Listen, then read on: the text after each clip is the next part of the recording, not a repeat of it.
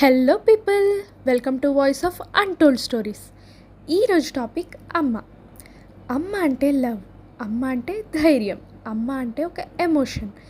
నాకైతే మా అమ్మ అంటే ప్రాణం. అమ్మ పాడే జోలపాట అమృతాని కన్న తీయనంట. అమ్మ పాడే లాలిపాట తేనెలూరి పారే ఏరులంట. రీసెంట్గా ఈ పాట విన్నాను, చాలా బాగుంది అనిపించింది. అమ్మ తినిపించడం గుర్తొచ్చింది. అమ్మ ప్రేమ ఎంతో మధురమైనది కదా. స్వార్థం లేని నిజమైన ప్రేమ అమ్మది మాత్రమే. చిన్నప్పుడు అమ్మ నన్ను మంచిగా రెడీ చేసి జడేసి స్కూల్కి పంపిస్తుండే. స్కూల్ నుంచి రాగానే ఫస్ట్ నేను చేసే పని బ్యాగ్ ఎక్కడ పెట్టి పొద్దున్నుంచి జరిగిన ముచ్చట్లన్నీ అమ్మతో చెప్తుండే. అప్పుడే నాకు మనసు తృప్తిగా ఉంటుండే. ఆ తర్వాత వెళ్ళి ఫ్రెష్ అయ్యి వస్తుండే. నేను వెళ్ళి ఫ్రెష్ అయ్యి వచ్చేసరికి మా అమ్మ నా కోసం మంచి అన్నం కలుపుతుండే తినిపించడానికి.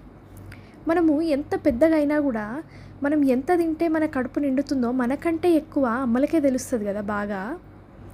మా అమ్మ అయితే నాకు మంచిగా పప్పుచారుతో కలిపి వేడివేడి ఆమ్లెట్ వేసుకొని వచ్చి తినిపిస్తుండే.